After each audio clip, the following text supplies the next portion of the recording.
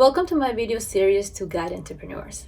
In each episode, I cover the key point in one of the 5 concepts of entrepreneurship: getting started, budgeting and finances, marketing and promotion, living your best work life, and running your business.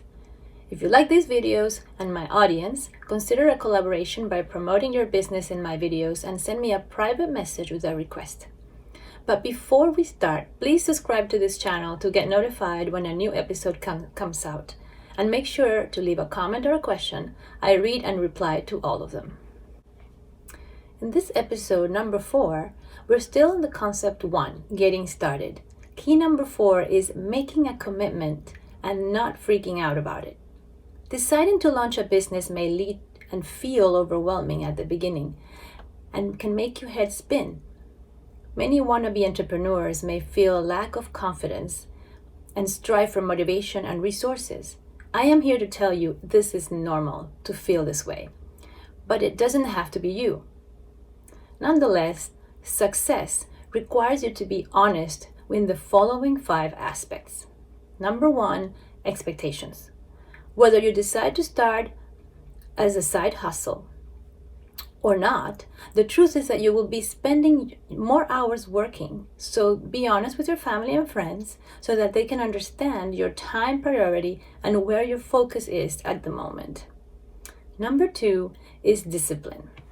Create a weekly planning to schedule your work and how you will organize your time and what you might have to shift in your life. I do this every week, as well as a 90-day plan and a daily focus of tasks. 5 production capability, or you can call it transformational tasks, versus 10 production tasks, or you can call it transactional tasks. And I stick to them. Outsource. Decide what you can delegate to free up time. Time is the most expensive commodity in life, so make sure you maximize it for your business.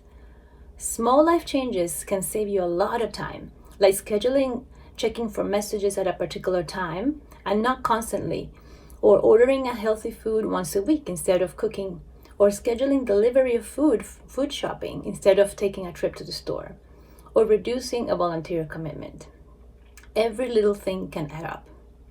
Number 4, set timelines. When you set a deadline, it might make you feel more secure. Maybe you will set your time hustle for only 6 months, or plan to break even in the next 9 months. Whatever it is, numbers are very important to make you feel comfortable with your commitment. So be honest with them. And number 5, set a date for self-review. You will be surprised about how and what you will learn and discover about your business and your own strengths and weaknesses too after 1 year. Set a date on your calendar for this annual review a year from now. I also do these monthly checkups to keep me on target and track. Send me a direct message if you'd like me to send you a template for it. Did you know that according to the US Census, only 16% of small businesses nationwide are owned by people age 35 or younger? No matter your age, young or older, your time is now. If you have the desire to start a business of your own, do it.